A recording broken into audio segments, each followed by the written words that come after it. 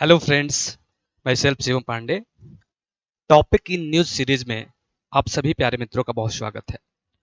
आज के क्लास में हम लोग एक बहुत ही महत्वपूर्ण मुद्दे पर डिस्कशन करने जा रहे हैं, जिसका नाम है वक्फ संशोधन अधिनियम 2024। जैसा कि आप लोग देख रहे हैं कि काफी ज्यादा विवादों में बना हुआ है ये विषय। ये संशोधन अधिनियम आखिरकार इतना विवादों में क्यों है और इसका बैकग्राउंड क्या है? आखिरकार सभी न्यूज चैनल पर इसके विषय में इतना डिस्कशन क्यों हो रहा है? इन सभी विषयों में इसके विषय में डिटेल में हम लोग आज की क्लास में चर्चा करेंगे। तो चलिए स्टार्ट करते हैं आज के टॉपिक को, जिसका नाम है वक्फ संशोधन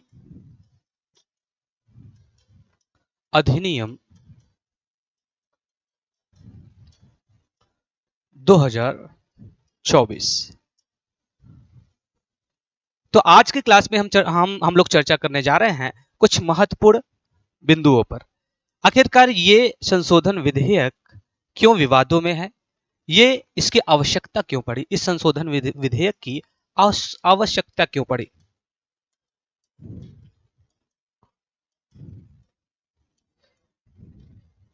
आवश्यकता क्यों? दूसरा दूसरा जो बिंदु होगा हमारे डिस्कशन का, वो होगा कि आखिरकार वक्फ बोर्ड क्या है, जो इतना चर्चा में है, ये क्या है? तीसरा जो हमारा बिंदु होगा आज के टॉपिक में, इस संशोधन में क्या प्रस्तावित बदलाव किए गए हैं? क्या प्रस्तावित बदलाव किए गए हैं? चौथा, इस बदलाव के इस बदलाव के कारण क्या विवाद पैदा हुए हैं? क्या विवाद पैदा हुए हैं? इन सभी बिंदुओं पर आज की क्लास में हम चर्चा करेंगे। देखिए, सबसे पहले इसकी पृष्ठभूमि में जाने की कोशिश करते हैं। तो वक्फ संशोधन अधिनियम समझने से पहले आपको यह जानना होगा कि वक्फ आखिरकार क्या है। वक्फ जैसे शब्द आप थोड़ा, ये अरबी भाषा का शब्द है वक्फ, जिसका तात्पर्य होता है परोपकार के लिए दी गई भूमि या संपत्ति। तो इस्लामिक परंपरा में ऐसा माना जाता है कि जो भी व्यक्ति अपने किसी भी प्रकार की संपत्ति, चाहे वो चल हो या अचल हो, चाहे वो भूमि हो, चाहे वो मुद्रा रूप में हो, चाहे वो सोना हो या चांदी हो, किसी भी रूप में वो अपनी संपत्ति को दान करना चाहता हो किसी भी परोपकार के उद्देश्य से, तो वो संपत्ति वक्फ के रूप में नामित की जाएगी। ठीक है।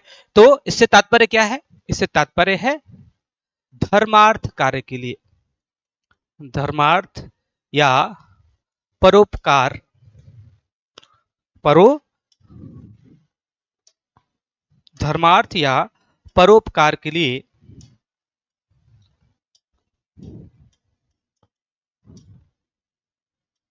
परोपकार के लिए दान में दी गई भूमि, दान में दी गई भूमि। सिंपल, बहुत ही सिंपल इसका अर्थ है कि दान के लिए दी गई भूमि को हम क्या कहते हैं? वक्फ कहते हैं। आखिरकार इतना चर्चा में क्यों है? देखिए, मुस्लिम परंपरा, जैसा कि हमारा जो भारतीय संस्कृति है, इसमें भारत का जब विभाजन नहीं हुआ था तो भारत में हिंदू और मुस्लिम, सिख, ईसाई सब एक साथ एकजुट होकर साथ में रहते थे। लेकिन जब 1947 में विभाजन हुआ, तो विभाजन के बाद यहाँ पे भारत के जो मुस्लिम थे वो पाकिस्तान को प्रव्रजन किए या प्रवेशित हुए, और पाकिस्तान से बहुत सारे हिंदू धर्म के लोग या सिख धर्म के लोग और बहुत सारे लोग यहाँ भारत में आए। तो ऐसे में जो संपत्ति मुस्लिमों की यहाँ पे बची थी, वो जो है वक्फ के रूप में नामित कर दी गई सरकार द्वारा। तो उसके लिए एक एक्ट लाया गया जिसका नाम था 1900 वक्फ वक्फ विधेयक 1954। इसके माध्यम से वक्फ बोर्ड का गठन किया गया। सभी राज्यों में वक्फ बोर्ड का गठन किया गया। वक्फ बोर्ड का गठन सभी स्टेट में, सभी राज्यों में वक्फ बोर्ड का गठन किया गया, सभी राज्यों में। ठीक है। साथ ही साथ इस वक्फ बोर्ड के देखरेख के लिए, इसको सलाह देने के लिए वक्फ परिषद परिषद का निर्माण किया गया। किसके लिए? इसको सलाह देने के लिए, वक्फ बोर्ड को सलाह देने के लिए, और वक्फ बोर्ड में प्राप्त जो भी संपत्तियां हैं, संपत्तियों के देखरेख के लिए, संपत्तियों के देखरेख के लिए। ठीक है, थोड़ा बैकग्राउंड हम इसमें डिस्कस करेंगे। लेकिन इस विधेयक में जो शब्द यूज किया गया है वक्फ बोर्ड, ये क्या है? एक्चुअली में वक्फ बोर्ड एक कानूनी इकाई है। क्या है? एक कानूनी इकाई।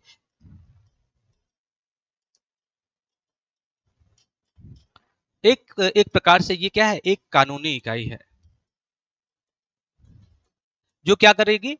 जितनी भी संपत्तियां प्राप्त हुई हैं वक्फ के रूप में, उनका क्या करेगी? ये मैनेजमेंट करेगी, प्रबंधन करेगी। वक्फ बोर्ड क्या करेगी? मैंने शब्द यूज किया प्रबंधन करेगी, लेकिन क्या ये वर्तमान में, भविष्य में होने वाला है? नहीं, ये बहुत पहले हो चुका है। तो वक्फ बोर्ड का गठन जब किया गया, किसके लिए किया गया था? ये जितने भी वक्फ संपत्तियां होंगी, वक्फ संपत्तियों के प्रबंधन के लिए इसे लाया गया था, प्रबंधन के लिए। ठीक है, वक्फ संपत्ति के प्रबंधन के लिए इसे लाया गया था। इसमें कौन होगा भाई? इसमें शुरुआत में सभी मुस्लिम सदस्य इसके सदस्य होंगे, सभी सदस्य मुस्लिम समुदाय से होंगे, मुस्लिम धर्मावलंबी होंगे। ठीक है। वक्फ बोर्ड के विषय में एक थोड़ा सा हम बेसिक बैकग्राउंड को समझने की कोशिश करेंगे। तो वक्फ बोर्ड ने क्या किया कि इसको जितनी भी संपत्तियां प्राप्त हुई थी, चाहे वो भूमि के रूप में प्राप्त हुई थी, चाहे वो किसी भी कह सकते हैं मुद्रा के रूप में, या कह सकते हैं मनी के रूप में, उन सभी संपत्तियों के लिए एक संरक्षक नियुक्त करने का अधिकार इसे दिया गया। सभी संपत्तियों के लिए एक संरक्षक, सभी संपत्तियों के लिए एक संरक्षक नियुक्त करने का अधिकार दिया गया।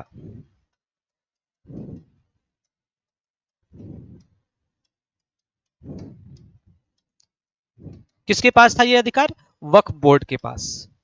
और जैसा मैंने आपको बताया कि एक वक्फ परिषद का निर्माण किया गया, वक्फ काउंसिल का निर्माण किया, जो कि क्या करेगा? संपत्तियों की देखरेख के लिए राज्य सरकार और सेंट्रल केंद्र सरकार को क्या करेगा? सलाह देगा। ठीक है, वक्फ परिषद।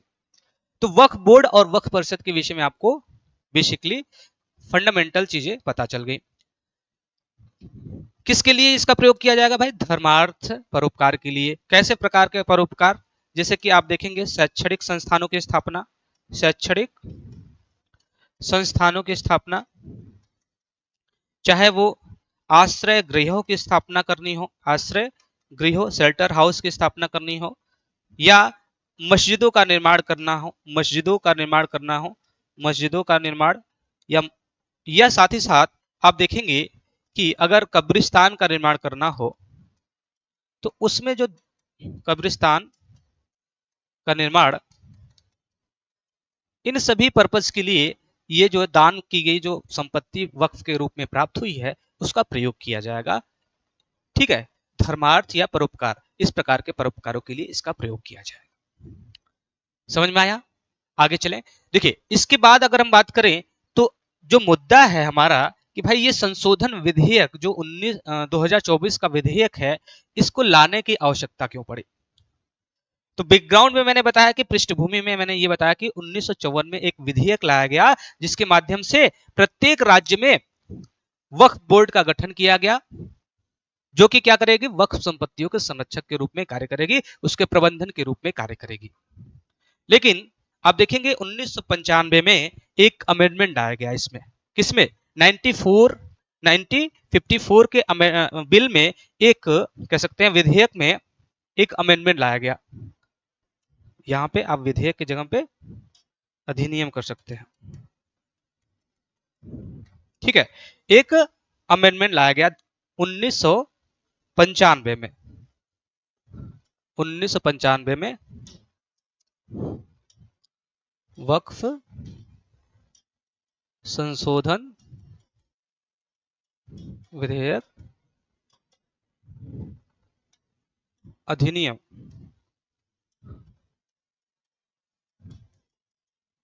जो कि अधिनियम बन गया था 1995 में। ठीक है, तो 1995 में क्यों लाया गया ये भाई, इसका बैकग्राउंड ये था कि 1991 में बाबरी मस्जिद जब गिराई गई थी, बाबरी मस्जिद डिमोलिशन हुआ था, उसके बाद नरसिम्हन सरकार ने जो है वक्फ बोर्ड को ढेर सारे व्यापक अधिकार प्रदान किए थे। इसी अमेंडमेंट के द्वारा 1995 में वक्फ बोर्ड को व्यापक अधिकार प्रदान किए गए थे। वक्फ बोर्ड को व्यापक अधिकार प्रदान किए गए।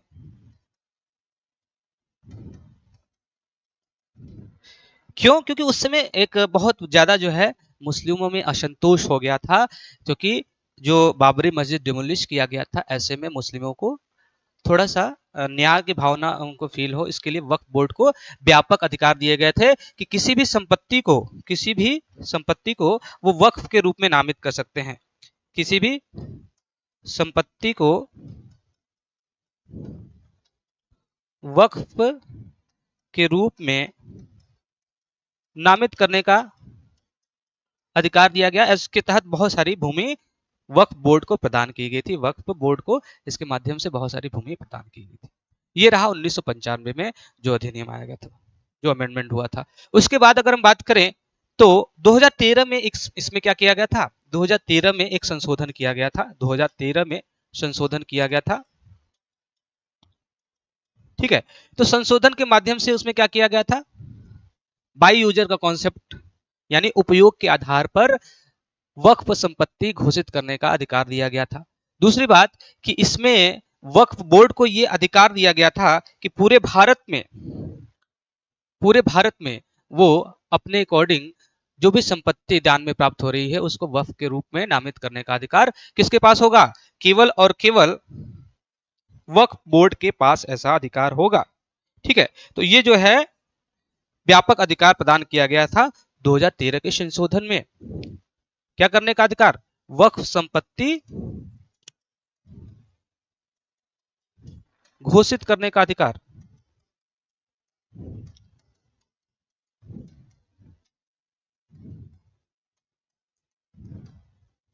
ठीक है, ये चीज याद रखिएगा, 2013 में व्यापक अधिकार प्रदान किया गया था। दूसरी चीज की एक उसमें और प्रावधान किया गया था कि वक्फ ट्रिब्यूनल का गठन किया गया था। वक्फ ट्रिब्यूनल के माध्यम से उसका निर्णय, वक्फ ट्रिब्यूनल जो भी निर्णय लेगी कि कौन सी संपत्ति वक्फ की संपत्ति है, कौन सी नहीं है, विवाद के समय जो भी निर्णय लेगी वो कौन लेगा, वक्फ ट्रिब्यूनल लेगा, और उसका निर्णय क्या होगा, बाध्यकारी होगा। उसके खिलाफ किसी भी पूरे भारत के किसी भी कोर्ट में कोई सुनवाई नहीं हो सकती। ठीक है, विवाद यहीं से शुरू हुआ। वक्फ ट्रिब्यूनल के जो निर्णय थे उसको बाध्यकारी बनाया गया, और यहीं से विवाद की शुरुआत हुई। यानी कि ये जो वक्फ ट्रिब्यूनल का जो फैसला होगा किसी भी विवाद के विषय में, वो जो होगा अंतिम होगा। इसके खिलाफ किसी भी कोर्ट में कोई कार्रवाई नहीं की जाएगी, कोई अपील नहीं स्वीकार किया जाएगा। ठीक है, यहां तक क्लियर है। अब हम बात करेंगे कि आखिरकार वर्तमान में ये चर्चा में क्यों है वक्फ संशोधन विधेयक 2024। तो इसका उद्देश्य ये है कि सबसे पहले ये जो वक्फ संशोधन विधेयक अधिनियम लाया गया था, संशोधन विधेयक, सॉरी अभी अधिनियम तो बना नहीं है, ये विधेयक होगा ना। जब विधेयक अधिनियम जब पारित हो जाता है तो वो क्या बनता है, अधिनियम बनता है। ठीक है, तो विधेयक जब पारित हो जाता है तब अधिनियम बनता है। अभी क्या है, ये विधेयक है। इसको लाया गया था अगस्त 2024 को, इसको लाया गया था। और ये चर्चा में इसलिए है, संशोधन की आवश्यकता इसलिए पड़ी कि ये जो 2013 का बदलाव आया था उसके माध्यम से इसको बहुत सारी संपत्ति प्राप्त हो गई थी। वक्फ बोर्ड को, या कह सकते हैं वक्फ के रूप में बहुत सारी संपत्ति वक्फ बोर्ड को प्राप्त हो गई थी। ऐसे में आप देखेंगे इसके पास संपत्ति की अगर बात करें तो पूरे भारत में रेलवे और रक्षा मंत्रालय के बाद तीसरा ऐसा ये बोर्ड है या कह सकते हैं कानूनी इकाई है जिसको सबसे ज्यादा भूमि स्वामित्व प्राप्त है, सबसे ज्यादा लैंड अधिकार प्राप्त है, यानी सबसे ज्यादा उसके पास भूमि है। तो ऐसे में इतनी सारी भूमि जो वक्फ बोर्ड के पास है उसको मैनेज करने के लिए कुछ आवश्यक प्रावधान, कुछ कानूनी प्रावधान आवश्यक हो गया था। इसकी मनमानियां बढ़ रही थी वक्फ बोर्ड की। किसी भी संपत्ति को वक्फ बोर्ड के रूप में शामिल कर लेना, किसी भी कह सकते हैं गैर सरकारी सरकारी भूमि को भी जो है वक्फ के रूप में नामित कर देना, बहुत सारे इसमें क्या हो रहे थे, भ्रष्टाचार होते, बहुत सारी समस्याएं देखने को मिल रही थी। ऐसे में ये संशोधन विधेयक लाया गया। कब लाया गया? अगस्त 2024 में। और इसके माध्यम से कुल 40 संशोधन को प्रस्तावित किया गया। 40 संशोधन को प्रस्तावित किया गया। ठीक है, 40 संशोधन को प्रस्तावित किया गया और इसको जो है भेजा गया भाजपा के सांसद, भाजपा सांसद जगदम्बिका पाल, जगदम्बिका पाल की अध्यक्षता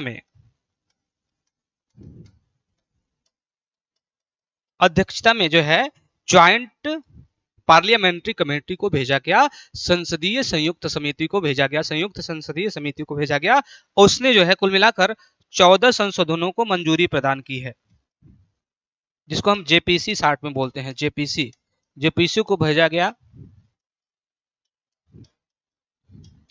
इसने जो है जेपीसी ने क्या किया, 14 संशोधन को, 40 में से 14 संशोधनों को मंजूरी प्रदान की। इसी संशोधन 14 संशोधनों को लोकसभा में देखेंगे कल पेश किया गया था और लोकसभा में 288 वर्सेस 232 के रेशियो से इसे पास कर दिया गया, वोट से इसे पास कर दिया गया। अब ये आज देखेंगे राज्यसभा में पेश किया गया है। देखते हैं कि अभी तक कोई अपडेट नहीं आया है कि पास होता है कि नहीं होता है। खैर, अभी हम जब वीडियो बना रहे हैं तो अभी ये राज्यसभा में डिस्कशन का विषय चल रहा है इस पे। ठीक है, अब हम बात कर लेते हैं वक्फ बोर्ड को। वक्फ बोर्ड के विषय में मैंने आपको बता दिया है, कानूनी इकाई है जो कि वक्फ संपत्तियों के प्रबंधन का कार्य करेगी।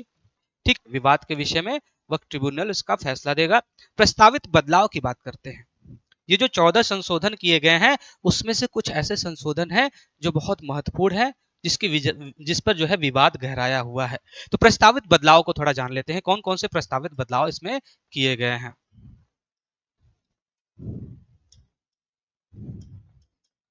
प्रस्तावित बदलाव, देखिए, बदलाव तो कुल 14 संशोधन किए गए हैं, लेकिन कुछ मुख्य जो बदलाव इसमें इंपॉर्टेंट है वो आपको जानना चाहिए। कुछ महत्वपूर्ण बदलाव, पहला तो केंद्रीय जो वक्फ परिषद है उसकी संरचना में बदलाव किया गया है। केंद्रीय वक्फ परिषद की संरचना में बदलाव, केंद्रीय वक्फ परिषद की संरचना में बदलाव। क्या बदलाव किया गया भाई? देखिए, पहले क्या होता था, वक्फ परिषद में केवल जो है मुस्लिम मेंबर्स ही अलाउड थे, केवल मुस्लिम सदस्य ही इसके हिस्से बन सकते थे।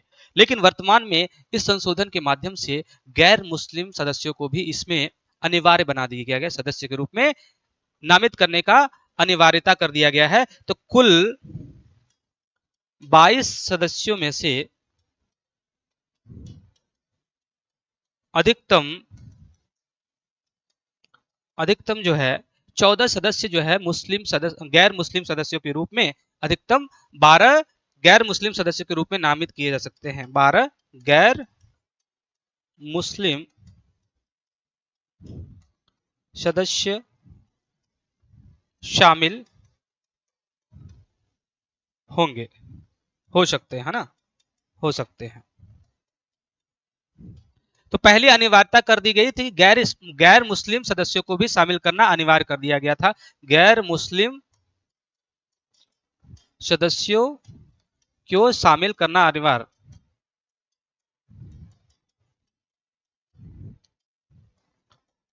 अनिवार्य कर दिया गया।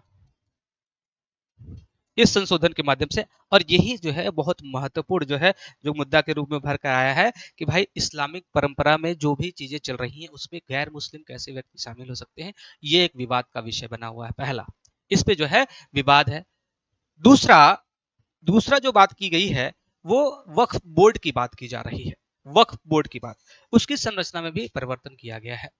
हालांकि वो परिवर्तन प्रस्तावित किया गया है, उसमें भी बहुत सारे चेंजेस होते रहेंगे।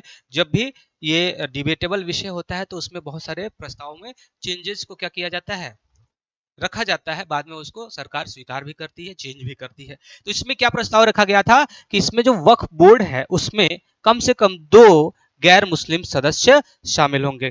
कम से कम 2 गैर मुस्लिम सदस्य अनिवार्य। ये प्रस्ताव में कम से कम वक्फ बोर्ड की संरचना में बदलाव किया गया है। कम से कम 2 मुस्लिम सदस्य अनिवार्य। हालांकि जब इसका विरोध हुआ तो हमारे रक्षा मंत्री सॉरी गृह मंत्री महोदय ने कहा कि भाई वक्फ बोर्ड में कोई चेंजेस नहीं होगा, उसमें मुस्लिम सदस्यों को नहीं शामिल किया जाएगा, ऐसा बोला गया।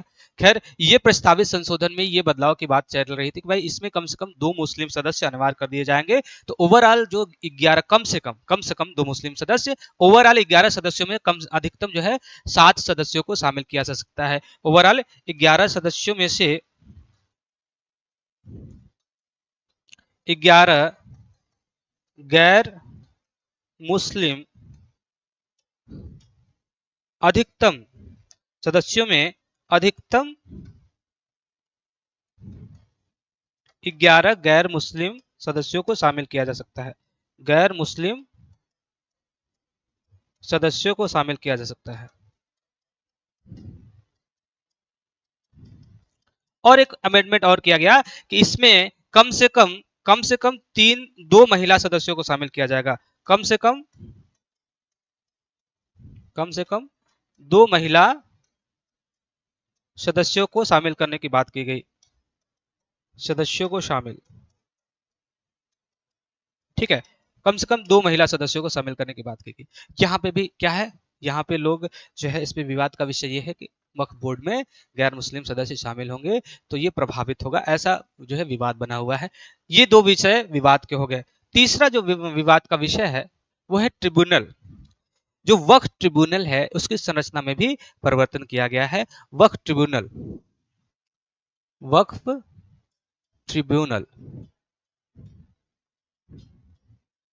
पहले क्या होता था, वक्फ ट्रिब्यूनल में मुस्लिम जो विशेषज्ञ होता था उसे शामिल किया जाता था, उसे हटा दिया गया है। अब जो है इसमें जो है एक न्यायाधीश को शामिल किया गया है। इसे वक्फ ट्रिब्यूनल में मुस्लिम कानून के विशेषज्ञों को समाप्त करके जिला न्यायाधीश के अध्यक्ष को इसमें शामिल किया गया है। ठीक है, जिला न्यायाधीश के अध्यक्ष को इसमें शामिल किया गया है। इसमें मुस्लिम विशेषज्ञ को हटाकर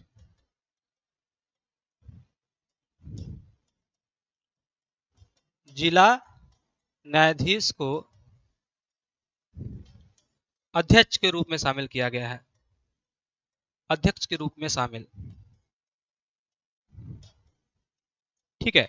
दूसरा जो सदस्य होगा इसका जो दूसरा सदस्य होगा, इसका दूसरा जो सदस्य होगा वो होगा, इसका जो दूसरा सदस्य होगा वो वक्फ ट्रिब्यूनल का जो दूसरा सदस्य होगा वो राज्य सरकार का संयुक्त सचिव स्तर का अधिकारी होगा। कौन होगा, राज्य सरकार के संयुक्त सचिव स्तर का अधिकारी होगा। राज्य सरकार के संयुक्त सचिव स्तर का अधिकारी होगा या संयुक्त सचिव होगा। स्तर क्या होगा, संयुक्त सचिव तो एक ही होता है, ज्वाइंट सेक्रेटरी होगा, ठीक है, राज्य सरकार का संयुक्त सचिव होगा।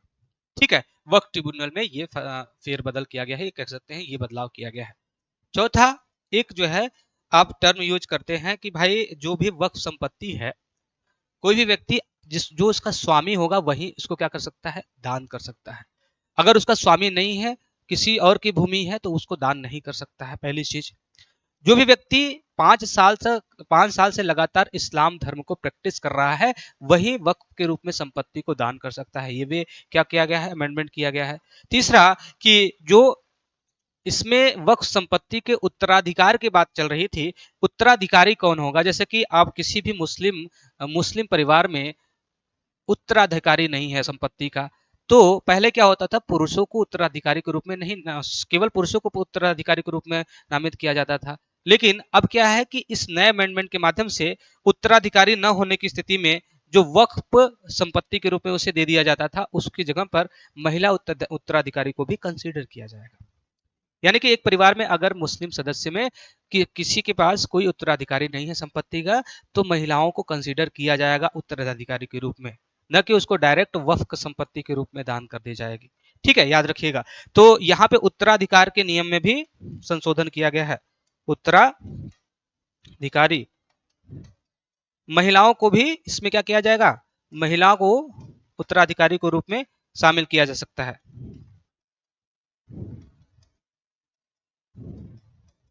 उत्तराधिकारी के रूप में मान्यता। ठीक है, ये जो है इसमें संशोधन किया गया है, जो कि एक बहुत ही अप्रिशिएबल अमेंडमेंट कह सकते हैं कि भाई महिलाओं को भी उत्तराधिकारी के रूप में शामिल किया जा सकता है। क्लियर है? तो ये सभी क्या है भाई, ये सभी इसमें संशोधन किए गए हैं। अच्छा, एक चीज और है कि ये जो संशोधन, ट्रिब्यूनल का जो फैसला आ रहा था किसी भी विवाद के विषय में कि कौन सी संपत्ति वक्फ की है कौन सी नहीं है, इस विवाद के विषय में जो फैसला होता था ट्रिब्यूनल का, वक्फ ट्रिब्यूनल का, वो बाउंड्री कह सकते हैं बाध्यकारी होता था। अब उसको समाप्त कर दिया गया है। अब इसके फैसले के विरोध में हाई कोर्ट में अपील किया जा सकता है। ये क्या है, ये भी एक इसमें विवाद का विषय बना हुआ है। ट्रिब्यूनल के फैसले को अंतिम नहीं माना जाएगा, अंतिम नहीं माना जाएगा।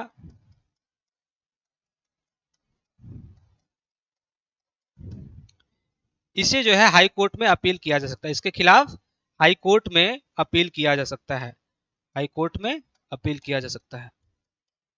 और कौन सी संपत्ति वक्फ की संपत्ति है कौन सी नहीं है, इसका निर्धारण डिस्ट्रिक्ट मजिस्ट्रेट करेगा। कौन करेगा? डिस्ट्रिक्ट मजिस्ट्रेट करेगा। तो संयुक्त सर्वेक्षण आयुक्त के स्थान पर, सर्वेक्षण आयुक्त के स्थान पर आयुक्त को हटाकर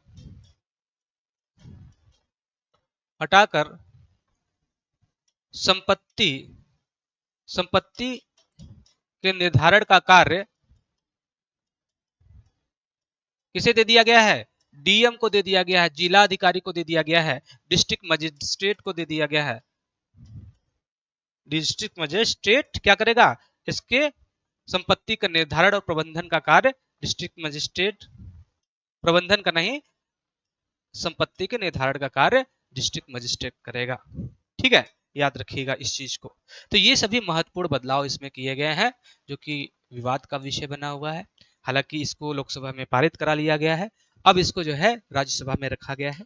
देखने का विषय होगा कि ये पारित होता है या नहीं होता है। अगर ये पारित हो जाता है तो ये जो है अधिनियम बन जाएगा, और इसके माध्यम से राज्य सरकार, केंद्र सरकार का जो विनियमन की जो अथॉरिटी होगी, वक्फ संपत्ति को कंट्रोल करने की या नियंत्रित करने की शक्ति थोड़ी बढ़ जाएगी, ताकि जो गैर कह सकते हैं कानूनी तरीके से वक्फ संपत्ति को हस्तांतरित कर दिया जाता है, उसको रोका जा सके। बहुत ही जो है सराहनीय कदम है।